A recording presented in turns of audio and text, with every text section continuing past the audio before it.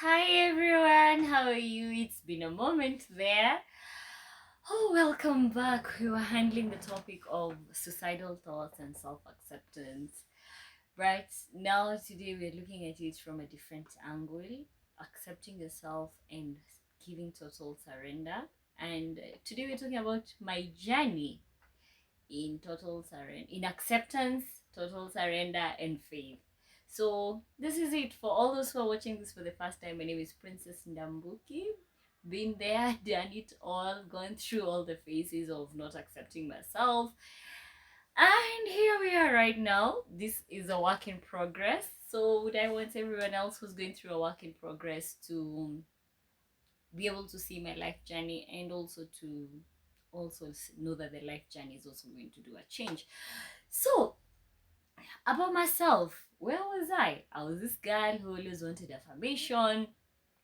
The only place I got that affirmation from was from men, and from the previous videos I told you, it got me now hoping and skipping from one relationship to the other. If the man wasn't so affirming or anything, I ended up becoming suicidal. I swallowed tablets, I swallowed my hair at some point. I tried to strangle myself at some point. I tried jumping off bridges on the highway sometimes. But now here we are. The last suicide attempt was in 2024 in the month of November. But this one was not because of affirmation, because I felt I was not worthy living. This was barely close to 4 months after my salvation, and I was like, I'm tired. This life is not going the right way. People don't understand me for who I am. It all rotated under one thing. People don't understand me.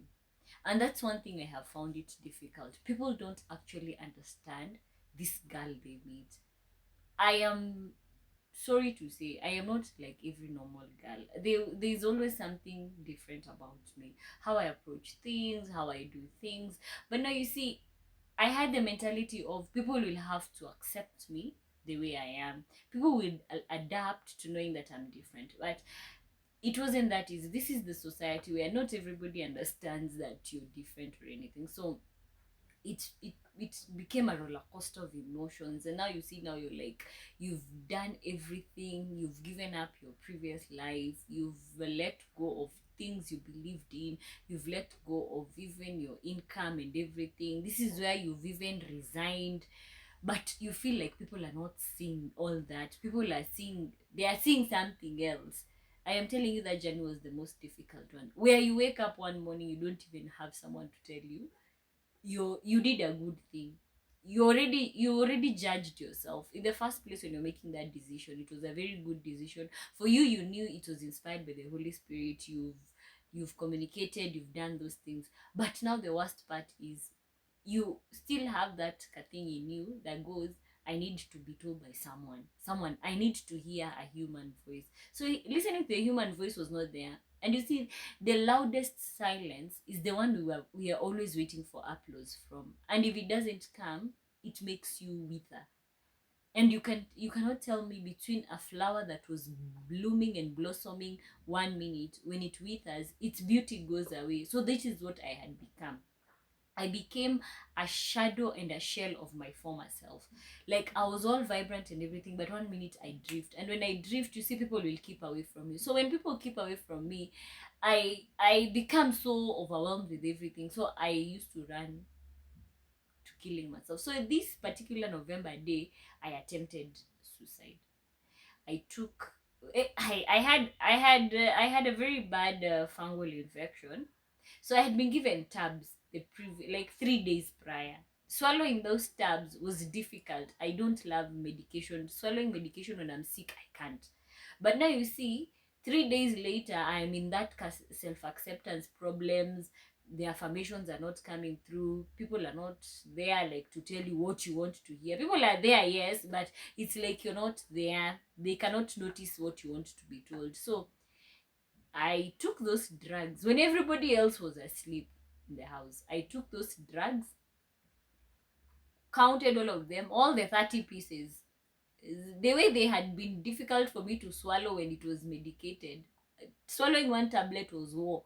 but 30 pieces, all of them gulped them in my tummy, and I stayed like that.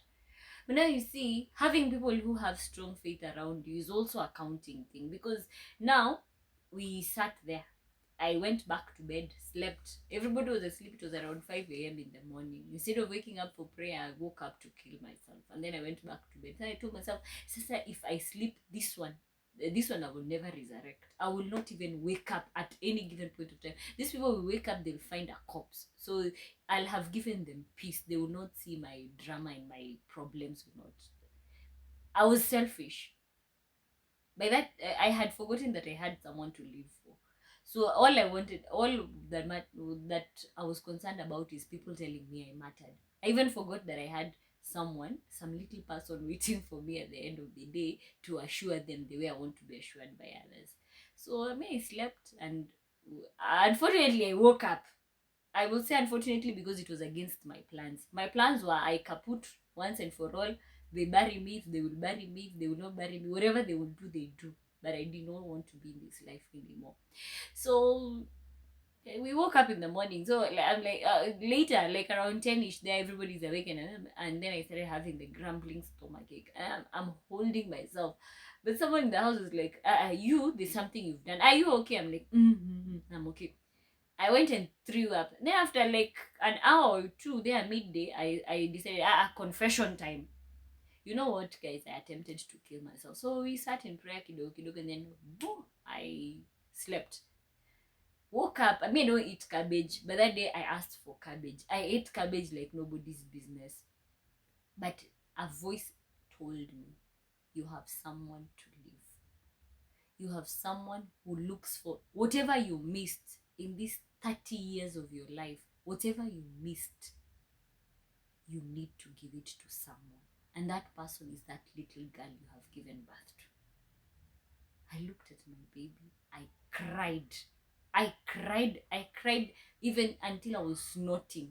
And then I told myself, I've put my foot down. Never again am I going to kill myself. I will not kill myself again because I'm not getting the right words from people around me. Never again will I kill myself because I cannot hear the voice around me. This time round, I've put my foot down. When the problems come, this mouth of mine, the way I know how to run it, I will run it. But I will not kill myself. So I was ready now to become a chopping bird, but not kill myself. But I had a reason. The reason was my child. I had a reason because Jehovah had given me the second chance. You know, we might think things are not spiritual, but everything is spiritual. Because look at it, had I died, who would have taken care of this baby? I say I have resigned. My family is not around me anymore. So what am I doing? You've embraced a new faith. So what are you doing? Who is there for you? Nobody is there for you. So who's going to come and pick that child? Everybody is burdened. So who's going to pick that child and take care of that child? So the one thing that stayed there strong for me to not even think of suicide anymore, and I'm praying to God I don't think about suicide anymore, is that child and faith.